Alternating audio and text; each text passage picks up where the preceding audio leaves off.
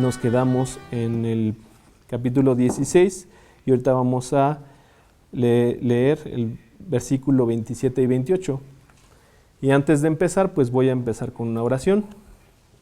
Señor, muchas gracias por darnos la oportunidad de abrir tu palabra y de poder leerla, de poder conocerla, de tener el privilegio de tener una Biblia en español, que tengamos accesible y que si no lo tenemos en físico, pues la tenemos también a través del celular, que tú has permitido que nos acerquemos pues a ella.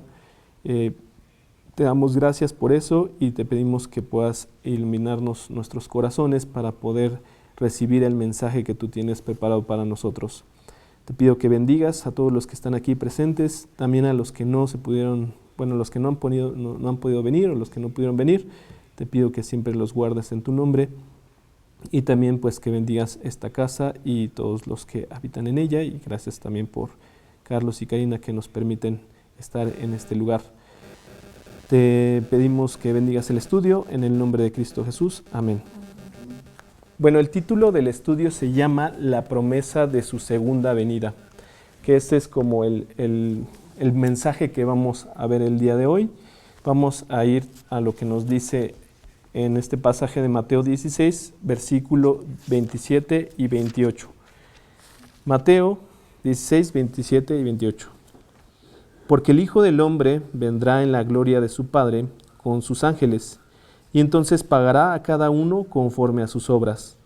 De cierto os digo que hay algunos de los que están aquí que no gustarán la muerte hasta que hayan visto al Hijo del Hombre viniendo en su reino. Entonces vemos aquí la promesa que nos hace Cristo de que va a venir una segunda ocasión, ¿no? En el Antiguo Testamento hay muchas referencias, son más de 1500 referencias sobre la venida del Mesías, pero no estaba revelada cómo serían o que estaban diferenciadas, ¿no? Tanto la primera venida, que es hace ya más o menos 2020 y tantos años, cuando estuvo Jesús en la tierra, y también otra venida que va a ser una venida posterior a la que pues ya sucedió en la tierra. Entonces no estaba claramente revelado que serían dos venidas separadas y con esta diferencia de miles de años. Su primera venida sería de sufrimiento, sacrificio a causa del pecado del hombre, pero su segunda venida es una venida de victoria y esplendor. De esta segunda venida, el Nuevo Testamento tiene más de 300 referencias. Los profetas, por ejemplo, del Antiguo Testamento, pues profetizaron sobre esta primera venida y ellos no tenían claridad de qué es lo que estaban anunciando, ¿no? Ellos escribieron, ellos anunciaron, pero no necesariamente sabían cómo iba a suceder esto. Vamos a ver lo que nos dice Primera de Pedro, capítulo 1, versículo 10. Primera de Pedro, capítulo 1, versículo 10. Los profetas que profetizaron de la gracia destinada a vosotros inquirieron y diligentemente indagaron acerca de esta salvación. Le voy a seguir hasta el 12. Escudriñando qué persona y qué tiempo indicaba el Espíritu de Cristo que estaba en ellos, el cual anunciaba de antemano los sufrimientos de Cristo y las glorias que vendrían tras ellos. Entonces aquí vemos cómo ya había profetas que estaban analizando e indagando esta salvación que iba a venir posterior a la venida de Cristo, y también sabían que tenía que haber sido con sufrimiento. Pero ¿qué es lo que dice el versículo 12? A estos se les reveló que no para sí mismos, sino para nosotros, administraban las cosas que ahora os son anunciadas por los que han predicado el Evangelio por el Espíritu Santo, enviado del cielo, cosas en las cuales anhelan mirar los ángeles. Entonces aquí estaba diciendo Pablo, ¿no? Ellos pues no tenían el conocimiento qué es lo que iba a pasar con Jesucristo al momento de todos los acontecimientos que hizo aquí. Sí tenían conocimiento de que era sufrimiento, que iba a haber una muerte a través de una crucifixión, pero a lo mejor no tenían la conciencia ni los detalles de cómo iba a suceder. Muchos de ellos escribieron sin tener siquiera como la visión, la amplia visión que nosotros podemos tenerlo a través de la Biblia. Ellos simplemente anunciaban estas profecías y fueron para nosotros, no para ellos. Simplemente ellos les tocó como escribirlas, anunciarlas. Entonces, estos discípulos, bueno, los discípulos de Jesús no entendían que tenía que sufrir y morir Cristo en manos de pecadores. Sin embargo, Jesucristo, el Rey, anunciaba y anunció en estos pasajes esta promesa de una segunda venida. O sea, él no solamente, si recordamos lo que está en Mateo y en los Evangelios, Jesús constantemente estaba anunciando que era necesario que muriera. Pero aparte de eso, está diciendo que él iba a venir una segunda ocasión. Entonces, pues obviamente sus discípulos pues, estaban pues, diciendo, ¿qué está pasando? ¿Por qué en primero me estás diciendo que te vas a morir, ¿no? Y en segunda, ¿cómo que vas a venir una segunda vez? Entonces vamos a analizar estos dos versículos, que de eso trata el estudio. Y el primer versículo que vemos, que es Mateo 16, 27, solamente vamos a agarrar la primera parte. Mateo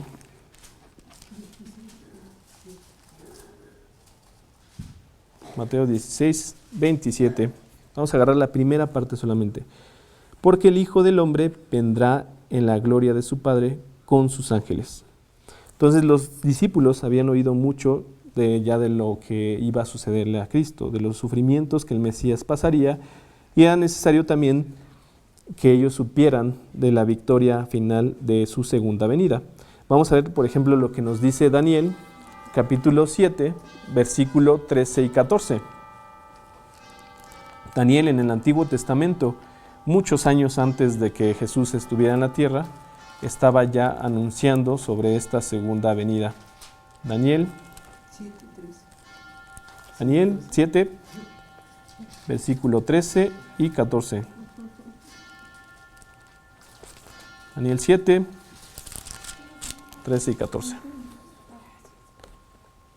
Si quieren, ahí hay otra. 13 y 14. Miraba yo en la visión de la noche, y aquí, con las nubes del cielo, venía uno como hijo de hombre, que vino hasta el anciano de días, y le hicieron acercarse delante de él. Y le fue dado dominio, gloria y reino, para que todos los pueblos, naciones y lenguas le sirvieran. Su dominio es dominio eterno, que nunca pasará, y su reino uno, que nunca será destruido. Entonces Daniel, pues, miles de años antes ya estaba, bueno, no recuerdo la verdad cuántos años son, pero muchos años, cientos de años que pasaron antes de la venida de Cristo, pues ya estaba anunciando quién era este Hijo del Hombre, ¿no? Estaba hablando de su gloria, que comprende el poder, su carácter y también sus atributos. Ellos, pues, pocos lo estaban entendiendo, lo que son los discípulos, pero aquel día, pues, todos van a ver lo que es su gloria, y nosotros también vamos a verlo, ¿no? Ellos pronto entenderían, ya que pues en ese momento pues lo único que veían era rechazo hacia Jesucristo, ¿no? Habían judíos que lo estaban rechazando, que lo estaban persiguiendo, unos que querían también apedrearlo. Veían como este rechazo de Cristo y no podían dimensionar a largo plazo pues que iba a tener una victoria. Y bueno, también después entenderían ellos que primero tenía que ser crucificado, y posteriormente a la crucifixión, ellos entienden y les es abierto el entendimiento para saber qué estaba diciendo, ¿no? ¿Qué es lo que estaba anunciando Jesús? Vamos a leer Lucas, capítulo 24.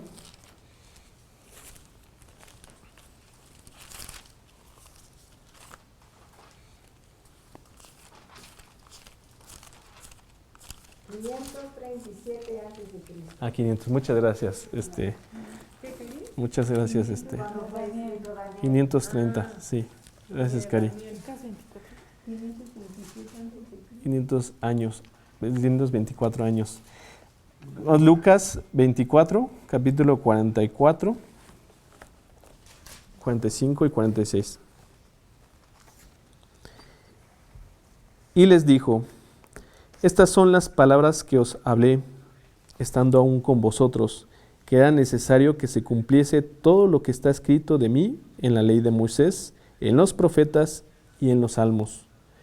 Entonces les abrió el entendimiento para que comprendiesen las escrituras. Y les dijo: así está escrito, y así fue necesario que Cristo padeciese y resucitase de los muertos al tercer día. Entonces vemos cómo en este versículo justamente Jesús está anunciando, ¿no? En dónde están pues estas profecías donde hablan de lo que tenía que sucederle a Cristo, ¿no? En la ley de Moisés, que son como, podemos considerar como el Pentateuco, los primeros 5 libros de la Biblia, en los profetas, tanto como lo vimos en Daniel, en Isaías que también hay muchas referencias sobre él, también en los Salmos, que mismo David comparte, ¿no? Hasta ciertas características de cómo iba a ser muerto Jesucristo. Entonces, hasta ese momento, pues ellos no tenían el conocimiento tal vez de la Escritura, pero todavía no tenían tampoco ese entendimiento, y por eso dice en el versículo 45, entonces les abrió el entendimiento para que comprendiesen las Escrituras. Entonces, era necesario que eso pasara para que ellos pudieran también entender lo que estaba anunciando Cristo y que entendieran lo que estaba sucediendo, ¿no? Y podemos ver pues que entonces la promesa también que está haciendo Jesús al respecto de su venida, de su segunda venida, pues es una promesa maravillosa, tanto para ellos como sus discípulos, como para nosotros. Vamos a leer Apocalipsis capítulo 22, versículo 20. Apocalipsis 22, 20. Así es. El que da testimonio de estas cosas dice: ciertamente vengo en breve. Amén. Sí, ven, Señor Jesús. Entonces vemos cómo como está mencionando ahorita Carolina, ¿no? El penúltimo versículo que tenemos en nuestra Biblia, que dice: ciertamente vengo en breve. ¿Cuánto es ese tiempo breve?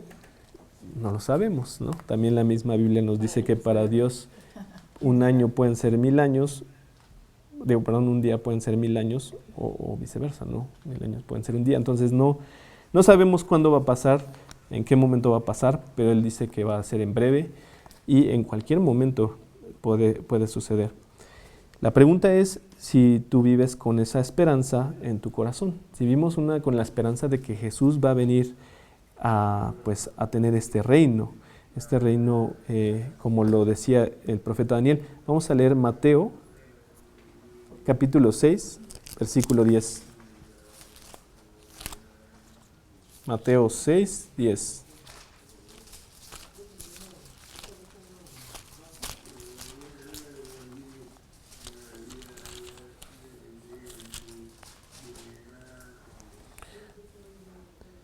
Venga tu reino, hágase tu voluntad como en el cielo, así también en la tierra. Vemos este fragmento de la oración del Padre Nuestro y vemos cómo dice: venga tu reino. Nosotros estamos orando así para que venga el reino de Cristo, que estemos anhelándolo, esperándolo. Es una buena pregunta, la verdad. O sea, es algo que a veces se nos puede ir, ¿no? Por las múltiples cosas que podamos estar viviendo, ¿no? Cotidianamente. Vamos a leer también 2 de Timoteo, capítulo 4, versículo 8. 2 de Timoteo, capítulo 4, versículo 8. Por lo demás, me está guardada la corona de justicia, la cual me dará el Señor, juez justo, en aquel día, y no solo a mí, sino también a todos los que aman su venida. Entonces aquí está como la promesa que nos está haciendo, ¿no? Esta promesa de que va a venir Cristo una segunda ocasión y que va a traer justicia, ¿no? A este mundo también. Vamos a ver lo que nos dice la otra parte de este versículo, Mateo 16, 27. que podríamos llamarlo como el aviso. ¿De qué nos está diciendo Jesús? Sí, que va a venir, pero también va a venir bajo estas circunstancias, ¿no? O con estas características. Mateo 16, 27, la segunda parte, que dice: y entonces pagará a cada uno conforme a sus obras.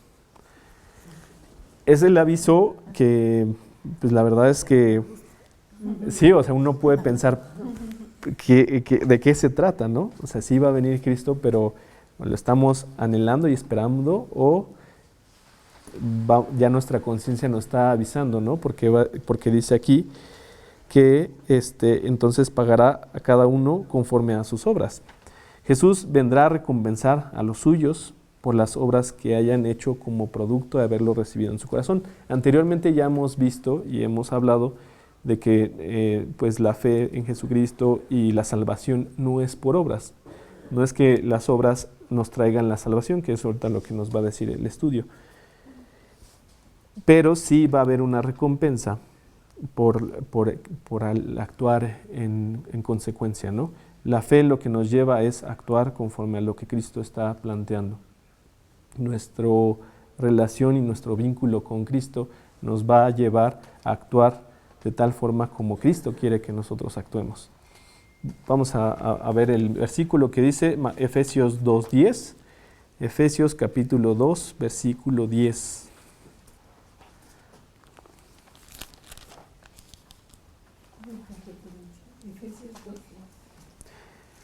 Porque somos hechura suya, creados en Cristo Jesús para buenas obras, las cuales Dios preparó de antemano para que anduviésemos en ellas. Entonces aquí lo dice en este versículo que somos hechura suya, creados en Cristo Jesús. Creados en Cristo Jesús para buenas obras. Pero el principal es, primeramente tienes que estar en Cristo Jesús para que puedas hacer esas obras. Y bueno, pues también va a venir, Cristo viene a condenar a los impíos que haciendo las obras malas descubrirán lo que habla en su corazón. ¿Cuál es lo que va a haber? Pues una ausencia completamente de Cristo, ¿no? Entonces, vamos a leer lo que nos dice Apocalipsis, capítulo 20, versículo 13 y 15. Apocalipsis 20. 13 y 15 nada más. El 14 no.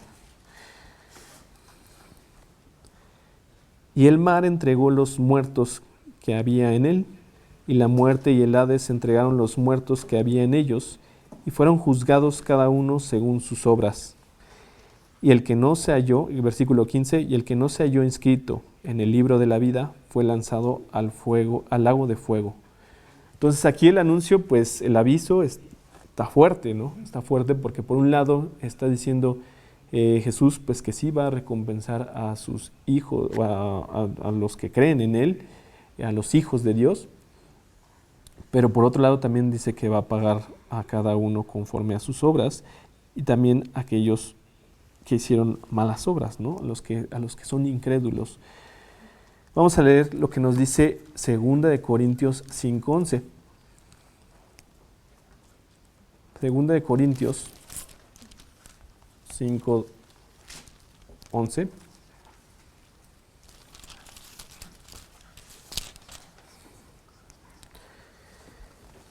Conociendo pues el temor del Señor, persuadimos a los hombres, pero a Dios le es manifiesto lo que somos, y espero que también lo sea a vuestras conciencias. Dios sabe perfectamente lo que hay en el corazón y en la mente de cada uno.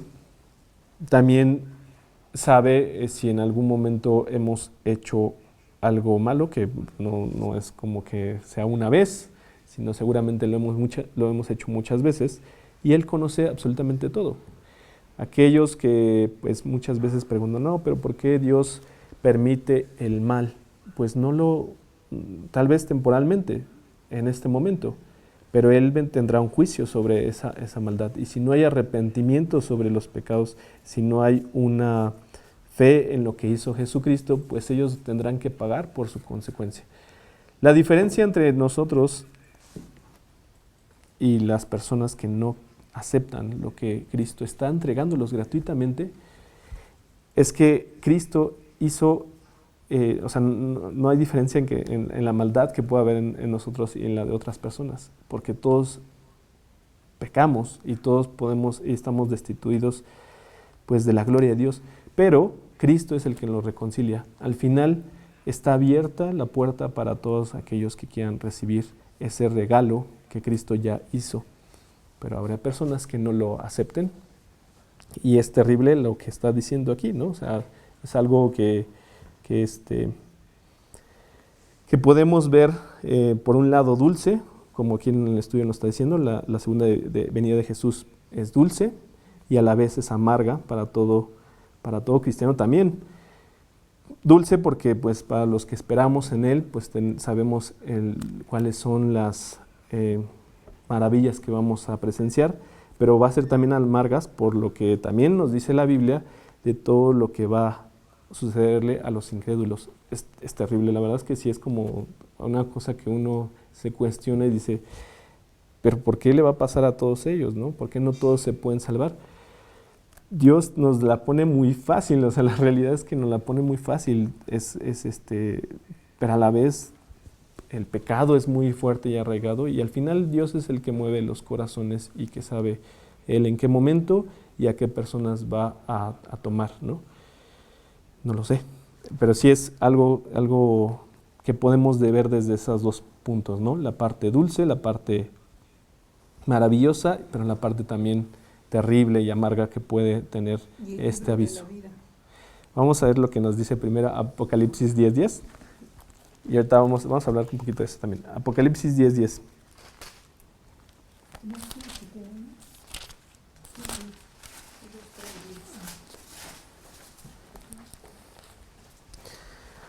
Entonces tomé el librito de la mano del ángel y lo comí, y era dulce en mi boca como la miel, pero cuando lo hube comido, amargó mi vientre. Entonces, vemos como aquí a Juan come como este librito, todo lo que le es anunciado a él de todas las cosas tanto buenas como las cosas malas que van a suceder en los tiempos posteriores. Y pues sí, por una parte está la parte grandiosa de lo que es Dios y lo que va a hacer y las maravillas, pero por la otra la parte terrible, que es lo que le estaba comentando. Vamos a leer también 2 de Corintios, capítulo 5, versículo 11. 2 de Corintios, capítulo 5, versículo 11.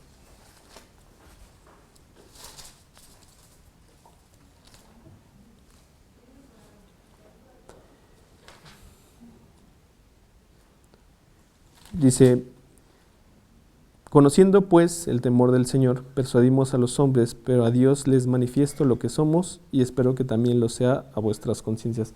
Ya lo hemos leído, ¿no? Sí, ya lo hemos leído.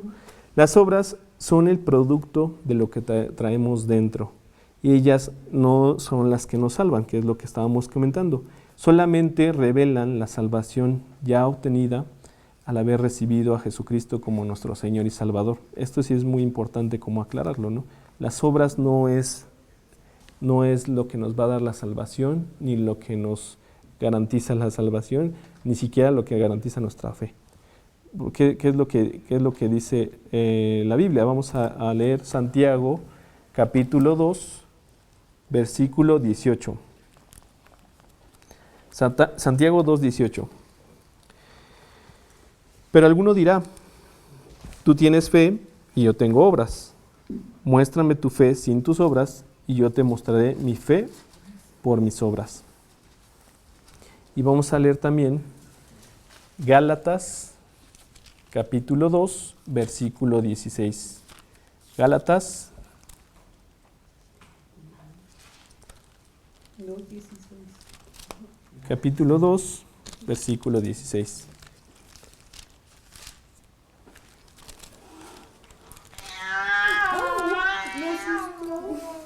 ¿Por qué así Está queriendo... Está queriendo 2.16. Sí, ciérrale para que no lo vea. 2.16, Gálatas 2.16. Sabiendo que el hombre no es justificado por las obras de la ley, sino por la fe de Jesucristo. Nosotros también hemos creído en Jesucristo para ser justificados por la fe de Cristo y no por las obras de la ley, por cuanto por las obras de la ley nadie será justificado. Y ahí está la clara respuesta, ¿no? Que no es por las obras, es por la fe en Jesucristo, y simplemente Jesucristo es el que nos da esta posibilidad de tener esta reconciliación con Dios. Entonces las obras pues nunca podrían ser la fuente de la salvación, pues siempre nos faltaría, o sea, siempre nos fallaría una, exactamente. Vamos a ver lo que nos dice Santiago 2:10. Santiago, capítulo 2, versículo 10. Santiago, capítulo 2, versículo 10. Porque cualquiera que guardare toda la ley, pero ofendiere en un punto, se hace culpable de todos. Y aquí hay un ejemplo que luego podemos verlo como en la vida cotidiana, no sé si llamarla así, pero una persona que comete un delito, por ejemplo, de robo.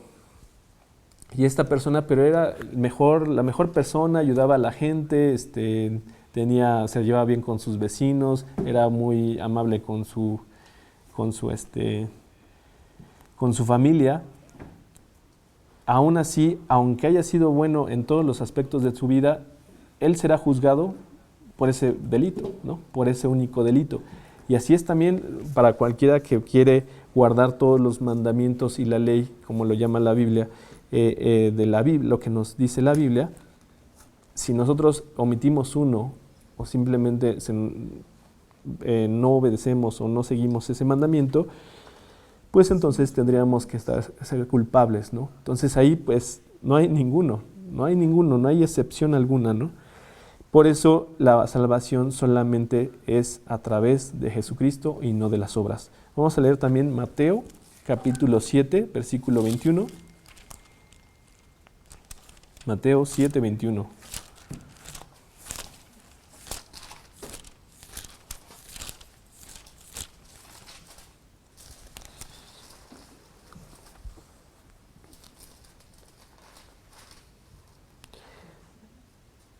No todo el que me dice, Señor, Señor, entrará en el reino de los cielos, sino el que hace la voluntad de mi Padre que está en los cielos. Voy a seguirla hasta el 23. Muchos me dirán en aquel día, Señor, Señor, ¿no profetizamos en tu nombre, y en tu nombre echamos fuera demonios, y en tu nombre hicimos muchos milagros? Y entonces les declararé, nunca os conocí, apartados de mí, hacedores de maldad. Sabemos cómo, aunque tengas obras buenas, digámoslo buenas, no nos asegura la salvación, ¿no? Aunque hayan hecho todo como lo que dijo aquí estas personas, ¿no? Profetizar, anunciar el evangelio, no por eso, pues, no por eso te irás al cielo. La fe en Cristo es la que nos da esta salvación. Será en ese día de gloria que cada hombre recibirá su destino para toda la eternidad, porque todos tendremos que dar cuenta a Dios, como nos dice Romanos capítulo 14, versículo 12. Romanos capítulo 14, versículo 12.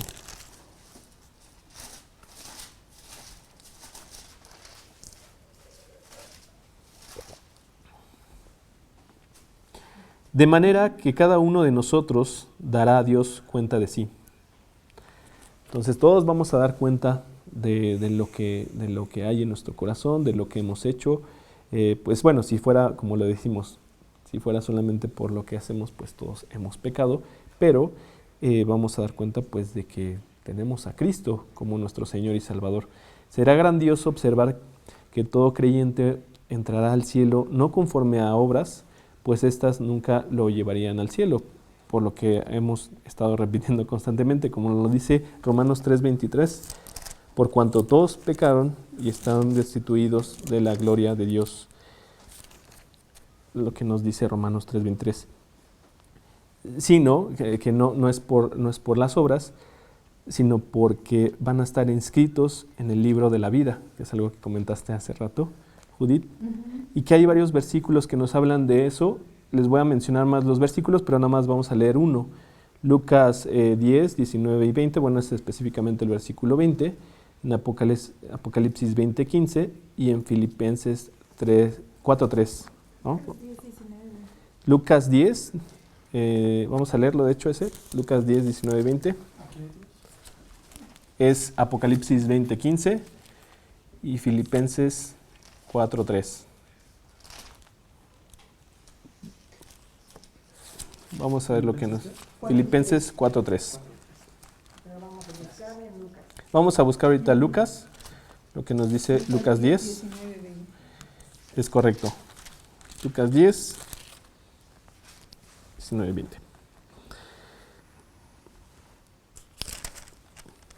He aquí os doy potestad de hollar serpientes y escorpiones, y sobre toda fuerza del enemigo, y nada os dañará. Pero no os regocijéis de que los espíritus se os sujetan, sino regocijaos de que vuestros nombres están escritos en los cielos, ¿no? Bueno, aquí está uno, vamos a ver el de Apocalipsis 20:15.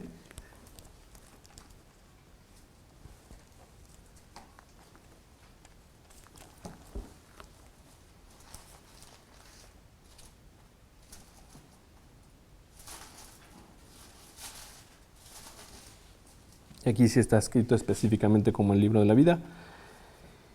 Y el que no se halló inscrito en el libro de la vida fue lanzado al lago de fuego. Entonces, ahí está fuerte cómo está mencionado, pero son los que están escritos en el libro de la vida los que tendrán esta promesa, ¿no? del reino de los cielos. Las buenas obras que hacemos como creyentes son producidas solamente por Jesús, que es el que mora en nuestro corazón. Vamos a leer Mateo 7:16. No hemos leído Filipenses 4:3. Ese lo vamos a dejar, si quieres luego lo vemos. ¿Mateo 7:16? Sí, Mateo 7:16.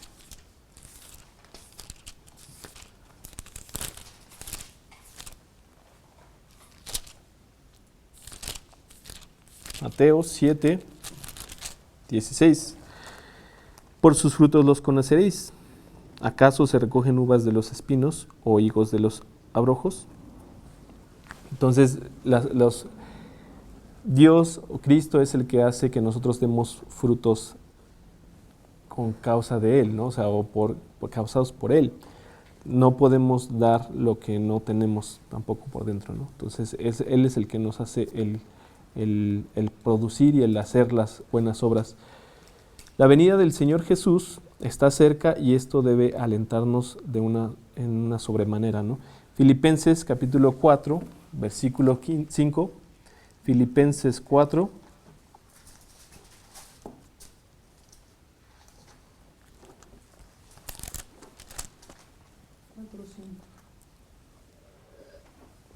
Dice, vuestra gentileza sea conocida de todos los hombres. El Señor está cerca, ¿no? Entonces, una forma de poder como, pues sí, de comportarnos, ¿no? De estar atentos, de estar alerta de que Cristo está cerca. Y por último vamos a ver el último punto, que es la repetición. Ya vimos dos puntos importantes de los versículos. En el versículo 27 de Mateo 16, que es la promesa. El otro, el aviso de que cada uno pues, pagará conforme a sus obras. Y en el versículo 28 vemos que Jesús vuelve a repetir, ¿no? Vuelve a repetir lo mismo de que Él va a venir. Jesús tiene que repetirlo a sus discípulos porque comprendía la confusión y la débil fe que tenían ellos. Los discípulos verían con sus propios ojos todo el esplendor y gloria de Jesús antes que ellos mismos murieran. No que Jesús iba a venir antes de sus muertes, sino que podrían ellos atestiguar con gran poder de dicho reino al verlo y palparlo.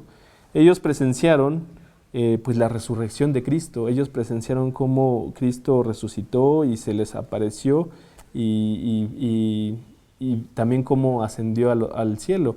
Ellos tuvieron la oportunidad de verlo. Vamos a ver un ejemplo como en Juan, capítulo 20, versículos 19 y 20. Juan, capítulo 20, versículo 19 y 20. Cuando llegó la noche de aquel mismo día, el primero de la semana, estando las puertas cerradas en el lugar donde los discípulos estaban reunidos por miedo de los judíos, vino Jesús y puesto en medio les dijo: paz a vosotros. Y cuando les hubo dicho esto, les mostró las manos y el costado, y los discípulos se regocijaron viendo al Señor. En ese momento, todos los discípulos estaban temerosos porque habían crucificado hace poco a Jesús, y estaban escondidos, y estaban cerradas, específicamente ahí dice que estaban cerradas las puertas, y Jesús se apareció en medio de ellos. De una forma milagrosa, de una forma extraordinaria, Él se aparece de tal modo en el que ve con justamente que era Jesús y que tenía también las huellas de los clavos, ¿no? También vamos a ver el ejemplo de Hechos capítulo 1, versículo 13.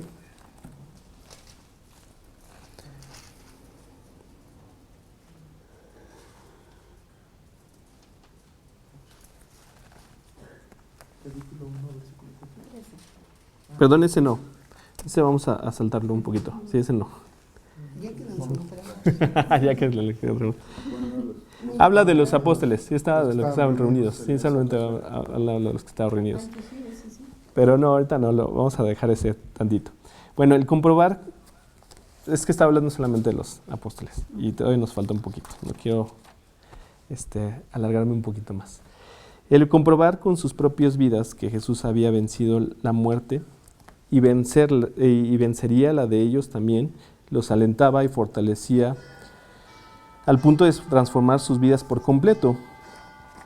Su poder de los discípulos pues fue notorio en todas partes.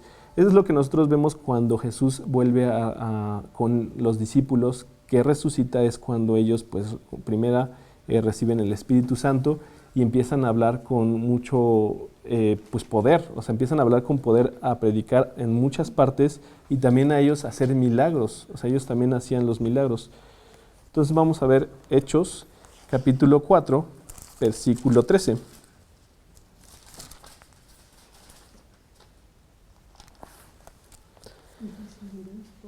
Entonces, viendo el denuedo de Pedro y de Juan, y sabiendo que eran hombres sin letras y del vulgo, se maravillaban y le reconocían que habían estado con Jesús. Vemos cómo Juan y Pedro, habiendo sido unos pescadores que no tenían una preparación pues digámoslo académica, por de alguna forma, ellos estaban predicando de una forma en lo que los otros lo reconocían y lo admiraban y decían ellos que son hombres, digámoslo, comunes y corrientes, ¿no? Hombres comunes y corrientes están predicando de esa manera. Sabían que estaba Jesús, que habían estado con Jesús, y sabían que esto también estaba siendo producto de esta relación que tenían con Jesús. Y también esto no nada más le sucede a los discípulos que tuvo Jesús en ese momento, sino también tú puedes verlo en tu vida, ¿no? Tú has visto a Jesús resucitado a través de los cambios en tu propia vida. Tienes el poder que los apóstoles recibieron y puedes hacer lo que ellos hicieron. Vamos a ver lo que nos dice Hechos, capítulo 9, versículo 35. Hechos 9:35.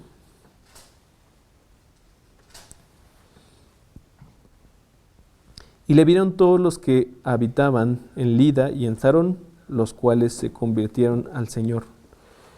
Dios ocupa tu vida, ¿no? Sea cual sea las circunstancias en las que te encuentres en tu vida, ¿no? No importa la edad, no importa el sexo, no importa la posición social, no importan muchas cosas de lo que también tenemos nuestras debilidades. Él te puede ocupar, ¿no? Él te puede ocupar para anunciar su evangelio, para hacer muchas obras que permitan pues que la gente se acerque a Cristo, ¿no? Vemos historias de misioneros, que aquí nos gusta poner historias de misioneros y saber y conocerlas. Mujeres, que tenemos muchas de historias de mujeres que fueron algunas solas completamente y salvaron la vida de muchos niños y niñas de situaciones de pobreza, de situaciones de violencia, de explotación y muchas otras cosas que vemos, ¿no? O sea, cómo Dios ocupa la vida de cada uno y también la puede ocupar y la ocupa con tu propia vida. Pablo lo que hacía era que estimulaba a los creyentes a vivir con esta promesa, a que tuvieran la confianza y el anhelo de la venida de Cristo. Vamos a leer 1 Corintios 16, 22. 1 Corintios capítulo 16, versículo 22.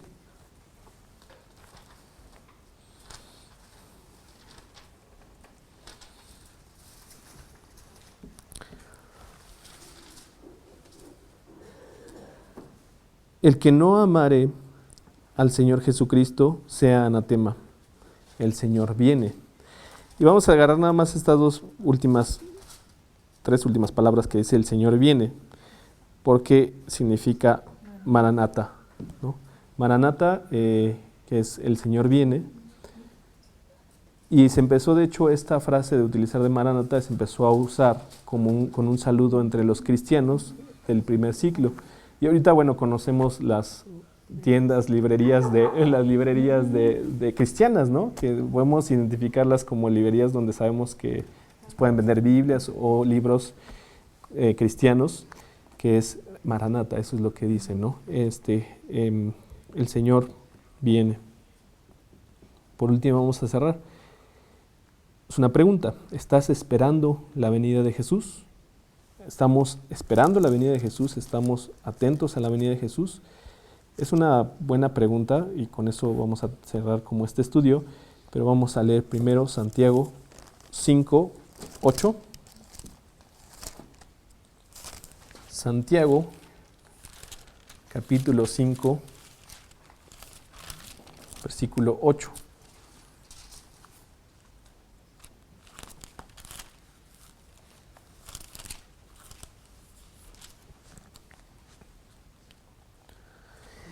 Tened también vosotros paciencia y afirmad vuestros corazones, porque la venida del Señor se acerca.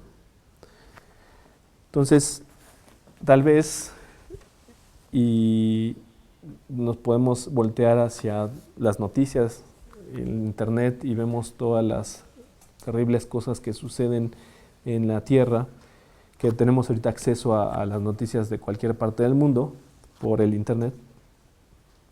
Pero tener la esperanza de que Jesús viene, de que Jesús está cerca, de que Jesús va a poner orden, de que Jesús no quiere eso para que nosotros estemos viviendo, ¿no? Él tiene una promesa mucho más grande y ese es como el mensaje que quiero como cerrar este estudio, que Jesús viene y va a poner su propio reino, ¿no? No un reino corrupto, no un reino con todas sus deficiencias que pueda tener, sino un reino justo y que pues quiere lo mejor para ti.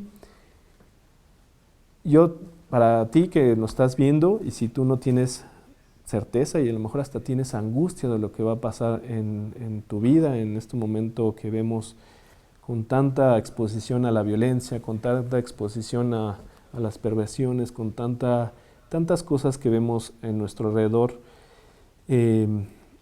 y si a ti te angustia eso, pues puedes tener la esperanza y la tranquilidad de que Cristo viene y que Él pondrá en orden todo y que va a darnos a cada uno conforme a nuestras obras, ¿no?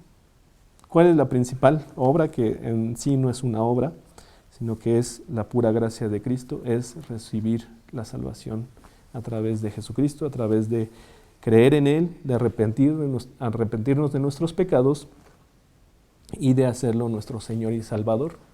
Eso sería pues la principal obra que podemos decir, ni siquiera es como que hagamos demasiado. porque todo lo hace Cristo en nosotros.